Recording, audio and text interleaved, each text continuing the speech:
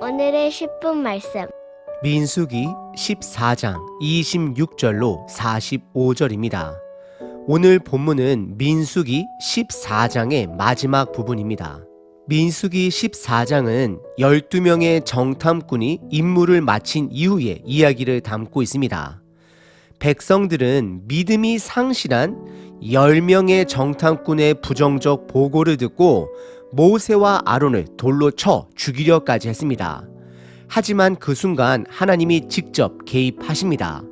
스스로의 영광을 드러내시며 동시에 진노를 백성들에게 드러내십니다. 하나님은 이스라엘 전체를 진멸하려 하셨습니다. 하지만 중재자 모세는 이스라엘 백성들의 죄를 용서해달라 간청합니다. 그리고 하나님은 그들의 죄는 용서합니다. 하지만 불순종의 1세대 광야 세대들은 약속의 땅에 들어갈 수 없게 됨을 선언하십니다. 그리고 오늘 본문은 14장 마지막 부분의 이야기를 담고 있습니다. 14장 전체의 주제는 믿음입니다. 오늘 본문을 통해 두 가지를 점검해 보시길 바랍니다. 첫 번째는 믿음의 정의를 다시 한번 생각해 보시고, 두 번째, 나는 현재 믿음으로 살아가고 있는지 아니면 세상 기준으로 살아가고 있지는 않은지 스스로 점검해 보시길 바랍니다. 오늘 본문은 크게 두 부분으로 나눌 수 있습니다. 첫 번째는 이스라엘 백성들의 운명을 다시 한번 말씀하십니다. 두 번째, 또 다른 이스라엘 백성들의 불순종이 등장합니다. 첫 번째 부분은 26절서부터 38절까지 이스라엘 백성들의 운명을 예고하십니다. 우선 26절과 27절에 하나님은 다시 한번 본인의 진노를 드러내십니다.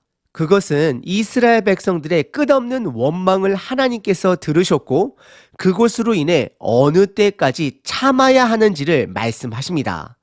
그리고 이어서 28절에 하나님은 본인 스스로를 두고 맹세하며 그들이 불평불만한 대로 하나님께서 귀에 들리신 대로 그들에게 행하시겠다라고 말씀을 하십니다. 분명 하나님은 20절에 그들을 용서해 주시기로 하셨습니다.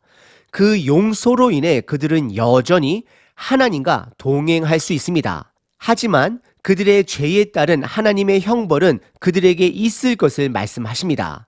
28절에 하나님께서 귀에 들린 대로 그들에게 행하시겠다라는 것은 그들의 말대로 그들에게 형벌을 가하겠다라는 말씀도 되지만, 더 중요한 것은 하나님은 그들의 말보다도 그들의 마음 중심을 더 잘 알고 계시기 때문입니다. 하나님은 여전히 언약대로 이스라엘 백성들을 용서하십니다. 하지만 하나님이 준비하신 훈육적인 형벌로 인하여 그들의 마음이 변화받기를 원하십니다. 결국 마음이 변화받으면 갈렙처럼 믿음의 고백을 하게 될 것이기 때문입니다. 문제는 그들의 말이 아닌 그들의 마음이 문제입니다. 이들은 하나님을 신뢰하지 않습니다. 믿지 않기 때문에 순종하지 않는 것입니다.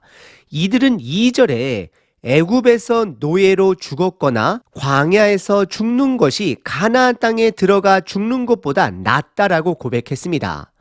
하나님은 그들의 말대로 그들에게 교훈적인 벌을 세 가지로 내리십니다.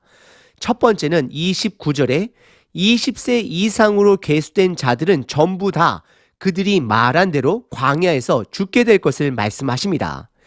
20세를 기준으로 나이를 제한하신 이유는 두 가지로 볼 수 있습니다. 첫 번째는 하나님께서 애굽에서 나온 이스라엘 백성들의 인구를 조사했을 때 그때 20세 이상의 사람을 계수했기 때문입니다. 그리고 두 번째는 20세 이상의 사람들은 전쟁에 참여할 수 있는 자로서 책임이 있는 자들이기 때문에 20세 이상 광야 1세대 이스라엘 백성들은 그 책임에 따라 약속의 땅에 결단코 들어가지 못함을 말씀하십니다. 그리고 두 번째 교훈적 벌은 31절과 32절에 비록 광야 1세대들은 광야에서 그들의 말대로 죽게 될 것이지만 그들의 자녀들은 약속의 땅에 들어가게 될 것임을 말씀하십니다. 그리고 마지막 세 번째는 33절에 그들의 자녀들이 40년 동안 광야에서 방황하게 될 것을 말씀하십니다. 그리고 34절에 광야에서 40년으로 말씀하신 이유는 그들이 정탐한 40일의 하루를 1년으로 계산하여 40년이 됨을 말씀하십니다. 그리고 이어서 36절서부터 38절까지 12명의 정탐꾼들 중에서 믿음이 상실한 10명의 정탐꾼들, 백성들에게 불신앙의 마음을 전염시킨 그들에게는 하나님의 직결 심판으로 재앙을 통해 죽이시게 됩니다. 하지만 믿음을 가진 여호수아와 갈렙은 생존하게 됨을 말씀하십니다. 오늘 본문의 첫 번째 부분은 이스라엘 백성들의 운명을 예고하고 계십니다. 두 번째 부분은 39절서부터 45절까지 이스라엘 백성들의 또 다른 불순종입니다. 39절에 모세는 하나님이 하신 교훈적 형벌을 다 백성들에게 전달하게 됩니다. 그러자 백성들의 반응은 슬퍼합니다. 우리는 여기서 이들의 통곡이 회개의 통곡인지 아니면 단지 그들이 원하는 것을 얻지 못해 흘리는 억울함의 눈물인지는 다시 한번 생각해 볼 필요가 있습니다. 하나님은 마음을 보시는 분이십니다. 이들의 통곡은 회개의 통곡이 아닙니다. 단지 그들이 원하는 것을 얻지 못해 흘리는 억울함의 눈물이 되는 것입니다. 이들은 여전히 하나님의 말씀에 순종하지 않습니다. 40절에 보시면 이들은 아침에 일찍 일어나 올라가지 말라라는 하나님의 말씀이 있었음에도 불구하고 가나안 땅을 향해 산 위로 올라갑니다. 참으로 아이러니한 장면입니다. 올라가라, 그 땅을 취하라, 승리할 것이다 라고 하나님께서 명령했을 때는 순종하지 아니하고 애굽으로 돌아가겠다라고 반항을 했었습니다. 하지만 이들은 이제 25절에 광야로 다시 돌아가라는 하나님의 명령의 말씀을 무시하며 하나님의 이름으로 가나안 땅 산을 향해 올라가고 있는 또 다른 불순종의 모습을 보여주고 있습니다. 혹시 이 모습이 우리들의 반복되어지는 모습은 아닌지 점검해 보셔야 합니다. 이 모습은 대표적인 영적 장님의 모습을 보여주고 있습니다. 그래서 41절에 영적 장님인 그들에게 모세가 중재자가 되어 그들에게 다시 한번 경고합니다. 이것은 또 다른 불순종이 됨을 경고합니다. 41절과 42절입니다. 모세가 이르되 너희가 어찌하여 이제 여호와의 명령을 범하느냐? 이 일이 형통하지 못하리라. 여호와께서 너희 중에 계시지 아니하니 올라가지 말라. 너희의 대적 앞에서 패할까 하노라라고 그들에게 경고하고 있습니다. 하지만 43절과 44절에 보시게 되면 하나님이 선택한 모세도 가지 않고 하나님의 말씀의 상징인 언약궤도 그들과 함께 가지 않고 하나님의 임재도 그들과 함께하지 않음에도 불구하고 그들은 죄악된 고집으로 가나안 산을 향해 진군을 합니다. 그리고 그들의 결말은 모세의 경고대로 45절에 아말렉인과 산간지대에 거주하는 가나안인으로 인해 결국 패배하게 됩니다. 오늘 본문의 두 번째 부분은 이스라엘 백성들의 또 다른 불순종입니다. 오늘 본문은 이스라엘 백성들의 운명과 이들의 죄악된 고집을 살펴봤습니다. 하나님은 이들에게 하나님을 신뢰하는 것이 무엇인지를 가르치시려 했습니다. 그래서 그들의 입술의 고백대로 그대로 그들에게 형벌을 내리신 것입니다. 그들에게 내린 형벌은 은혜 안에 형벌이 됩니다. 그들이 내뱉은 원망을 돌아보도록 하게 하신 것입니다.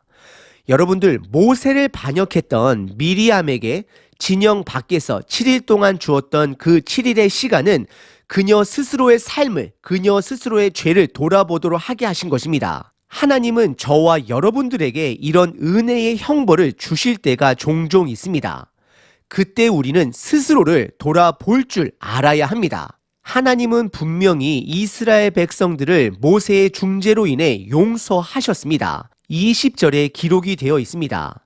그래서 이들은 여전히 하나님 아버지와 함께 동행할 수 있었습니다. 하지만 백성들의 중심은 아직도 하나님을 신뢰하지 않고 하나님과의 동행보다는 그들 스스로가 더 중요했습니다. 그래서 첫 번째, 하나님은 그들의 입술의 고백대로 그들은 더 이상 약속의 땅을 향해 안 올라가도 됩니다. 이들은 이제 오던 길로 되돌아가야 합니다. 스스로를 자숙하는 시간을 가져야 합니다. 두 번째, 그들은 스스로 차라리 광야에서 죽는 것이 낫다라고 고백했습니다. 그래서 그들의 입술의 고백대로 1세대들은 결국 광야에서 다 죽게 될 것입니다. 그리고 세 번째, 3절에 보시면 이들은 적군들의 칼에 죽게 될 것을 두려워합니다. 하지만 아이러니하게도 이들은 또 다른 불순종으로 올라가지 말아야 할 때 올라감으로 적들의 칼에 죽게 됩니다. 그리고 마지막 네 번째는 3절에 아내와 자식들이 적들의 노예가 되는 것을 걱정합니다. 하지만 하나님의 은혜로 반대로 이들의 자녀들은 약속의 땅을 차지하게 될 것입니다. 믿음은 맹목적으로 긍정을 바라보는 것이 아닙니다. 낙관주의자가 아닙니다. 믿음이란 우리가 당면한 문제들을 먼저 인지할 수 있는 것입니다. 볼 수 있는 것입니다. 그리고 그것을 하나님의 관점으로 바라보고 행동하는 것이 바로 믿음입니다. 다시 한번 말씀드립니다. 믿음이란 우리가 당면한 문제들을 볼 수 있어야 하고 그것을 하나님의 관점으로 바라보고 행동하는 것이 바로 믿음입니다. 하지만 이스라엘 백성들은 믿음이 없었기 때문에 올라가야 할 때에 올라가지 않고 올라가지 말아야 할 때에 올라가 결국 적들의 칼에 죽임을 당합니다. 오늘 하루 이스라엘 백성들의 믿음과 저와 여러분들의 믿음을 비교해 보시길 바랍니다. 하나님의 관점에서 나의 문제, 우리 공동체의 문제, 상황을 볼 수 있어야 합니다. 그래야 우리 공동체가 내가 행할 길을 찾게 됩니다. 하나님, 오늘 하루도 우리들을 긍휼히 여겨 주시옵소서.